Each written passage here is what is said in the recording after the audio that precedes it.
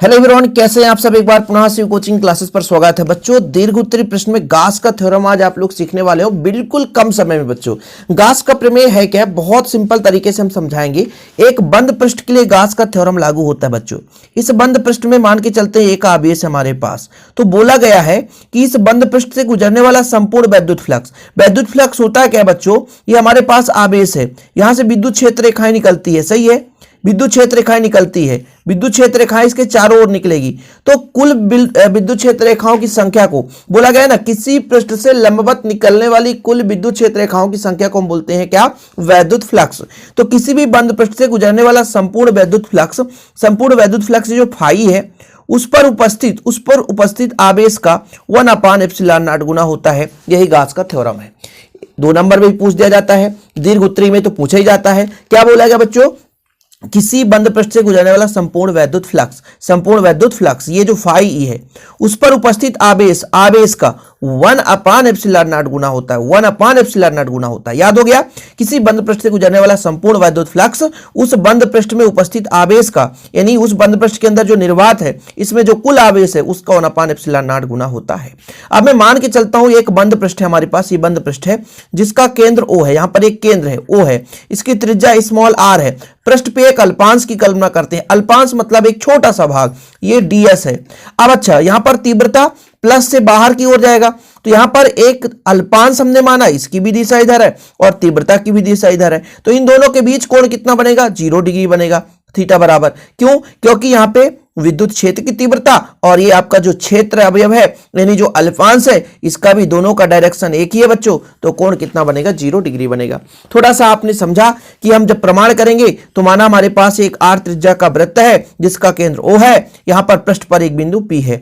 अच्छा, बिंदु आवेश के कारण विद्युत क्षेत्र की तीव्रता बताओ कितना होता है, तो ये नहीं बनता तो याद कर लो 1/4πε0 Q/r²। ये किसका तीव्रता है, बिंदु आवेश के कारण विद्युत क्षेत्र की तीव्रता है। तो फिलहाल बच्चों गास का नियम याद हो गया, किसी बंद पृष्ठ से गुजरने वाला संपूर्ण वैद्युत फ्लक्स उसके अंदर उपस्थित निर्वात में कुल आवेश का 1/ε0 गुना होता है। ठीक है, फाई ई इक्वल Q/ε0। ठीक है, ये फार्मूला है बच्चों फाई ई का, E × ds अभी आपको बताएंगे तो परेशान मत होना। हमने कहा माना r त्रिज्या का एक गोला है जिसका केंद्र O है, इस केंद्र पर प्लस Q आवेश स्थित है। ठीक है, अब इससे r दूरी पर, ये गोले का त्रिज्या है, तो r दूरी पर बिंदु P पर विद्युत क्षेत्र की तीव्रता बच्चों E इक्वल 1/4πε0 Q/r²। ये तो सबको पता है, नहीं पता तो याद कर लो, यहां से न्यूमेरिकल क्वेश्चन भी पूछा जाता है कि बिंदु आवेश के कारण विद्युत क्षेत्र की तीव्रता कितनी होती है, E इक्वल 1/4πε0 Q/r²। अब हम क्या करते हैं, जैसे हमको पूरा क्या निकालना है बच्चों, वैद्युत फ्लक्स निकालना है, क्योंकि ये गास का थ्योरम ही कहता है संपूर्ण वैद्युत फ्लक्स। तो पहले हम एक अल्पांश के वैद्युत फ्लक्स निकालेंगे, तो हम पूरे पृष्ठ में से एक छोटा सा टुकड़ा ले लेंगे और ये वैद्युत फ्लक्स है क्या, ये गुजरने वाली कुल विद्युत क्षेत्र रेखाओं की संख्या है बच्चों, किसी भी पृष्ठ से लंबवत गुजरने वाली कुल विद्युत क्षेत्र रेखाओं की संख्या है। तो पहले हम एक अल्पांश की बात करते हैं, और छोटा से यदि अल्पांश निकल गया और उसका समाकलन कर दो तो पूरे का निकल जाता है। आप सबको पता होगा कि यदि छोटे से एरिया का क्षेत्रफल हमको पता है और हमसे बड़े एरिया का निकालना है तो फिर हमको उसका क्या कर देना, समाकलन कर देना है। क्या कर देना बच्चों, समाकलन कर देना है। तो कहीं ना कहीं यहां पर आप देखो, हम यहां पर एक r त्रिज्या का एक गोलीय पृष्ठ लिया, हमने एक वृत्ताकार पृष्ठ लिया है, और यदि हम एक अल्पांश की कल्पना कर रहे हैं तो ds जो आपका अल्पांश है, तो जब अल्पांश का हम यहां पर वैद्युत फ्लक्स निकाल लेंगे तो पूरे के लिए हम समाकलन कर देंगे। चीजें क्लियर है बच्चों। तो यहां पर देखिए, गोले के पृष्ठ पर बिंदु P में एक क्षेत्रावयव की कल्पना कर लिया, और आपको हमने ये बताया कि प्लस Q आवेश है, प्लस Q आवेश से विद्युत क्षेत्र रेखाएं निकलती है बाहर की ओर, तो ये बाहर की ओर जा रही है, और यहां पर क्षेत्र, ये आपका तीव्रता भी उसी दिशा में, क्षेत्र सदिश भी उसी दिशा में, तो दोनों के बीच जो कोण है बच्चों 0 डिग्री बनेगा। तो यहां पर देखिए, गोले के पृष्ठ से जो बिंदु P पर एक क्षेत्रावयव ds की कल्पना करते हैं हम, और ये जो ds की दिशा है बच्चों OP के अनुदिश है, मतलब जिधर तीव्रता है उधर आपके अल्पांश का भी दिशा है। E और ds के बीच जो कोण है थीटा बराबर 0 डिग्री, ये आपको बता दिया। तब क्षेत्र अवयव यानी अल्पांश का मतलब फाई ई पूरे का होता है, अल्पांश लगा लिए तो d फाई ई, इसका फार्मूला क्या होता है, E × ds। E into D S. ये आपको नहीं पता तो वैद्युत फ्लक्स हमने पढ़ाया है, आप लोग देख लेना बच्चों, वैद्युत फ्लक्स। ठीक है, अब कितना हो जाएगा, इसका तोड़ होता है E D S cos theta.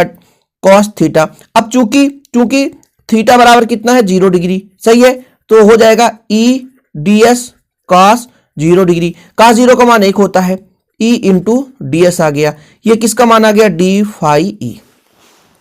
किसका मान आ गया, डी फाई ई। समीकरण 1 से मान रख दो, समीकरण 1 यहां पर देख रहे हो, ई बराबर कितना है, तो यहां पर बच्चों हम लिख सकते हैं समीकरण 1 से मान रखने पर बिल्कुल सुपरफास्ट डी फाई ई बराबर बताओ कितना हो जाएगा, 1/4πε0 क्यू अपान आर स्क्वायर, और ये ds है तो ds, इसको आप समीकरण 2 दे दो।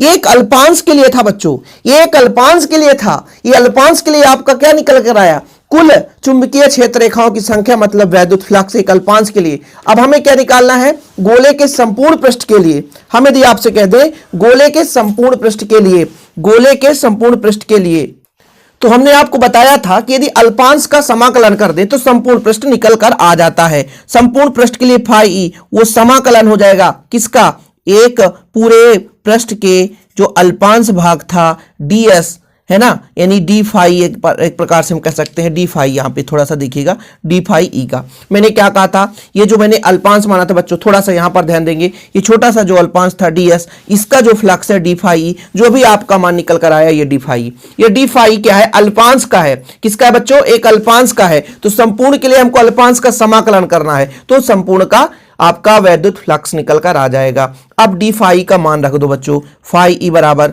यहां पे आप समीकरण जो भी दिए उससे मान रखेंगे, तो कितना था 1/4πε0 क्यू अपान आर स्क्वायर, ठीक है, और इंटू डी एस। क्या बच्चों, डी एस। ठीक है, यहां पर आप वेक्टर मत लगाओ तो भी चलेगा, क्योंकि वेक्टर हमने लिया नहीं है। अब बच्चों 1/4πε0 बाहर ले लो, क्यू अपान आर स्क्वायर बाहर ले लो, बचेगा आपका डी एस। अब ये क्या बताता है, ये क्या बताता है, ये एक अल्पांश की लंबाई ds है, तो पूरे की लंबाई गोले का, बताओ भाई साहब, गोले का पूरा, यहां पर देखो गोले का वक्र पृष्ठ, एक ही गोला है, हमने गोला लिया है, तो गोले का वक्र पृष्ठ चूंकि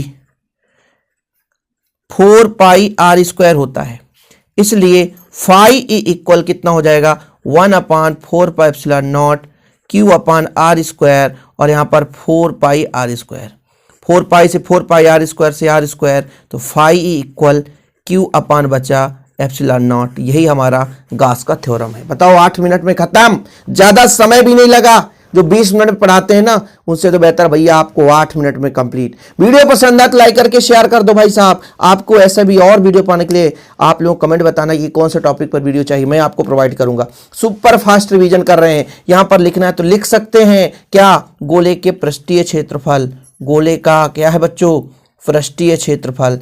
नहीं तो कह दो सर कहां से आ गया, अरे भाई टीचर ये देखता है कि आप सिद्ध क्या करना चाहते हो। ज़्यादा लंबा चौड़ा लिखने से कुछ नहीं होता है, जितना सिस्टम चाहिए कि हाँ इतने में मिल जाएगा नंबर, उतना ही लिखो। ओके, जय हिंद, वंदे मातरम।